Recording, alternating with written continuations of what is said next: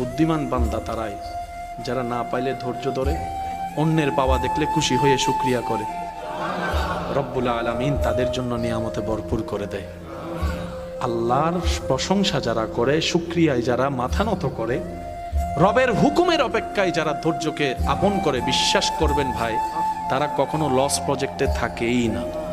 IPhone পাওয়া নিয়ে হয়তো আপনি নির্দিষ্ট করে ফেললেন আইফোনটা পেলেই সফল, কিন্তু রবের প্ল্যানিং এটা নয়।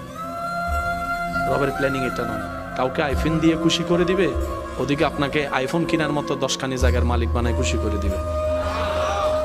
সবাইকে আপনার চাওয়া আমার চাওয়া মতো দিবে না। সেজন্য বুদ্ধিমানরা নিজেদের চাওয়াকে নির্দিষ্ট করে দেয় না। তারা বলে, আল্লাহ আমার কি দরকার তুমি জানো। প্রেমিকরা, আশেকরা, বুদ্ধিমানরা এত কিছু চায় না নির্দিষ্ট করে। ওরা বলে, আল্লাহ আমার কি দরকার তোমার জানা আছে, কি পেলে আমি শুকরিয়া আদায়কারী হব, অহংকারী হব না, সেটাও তোমার জানা আছে।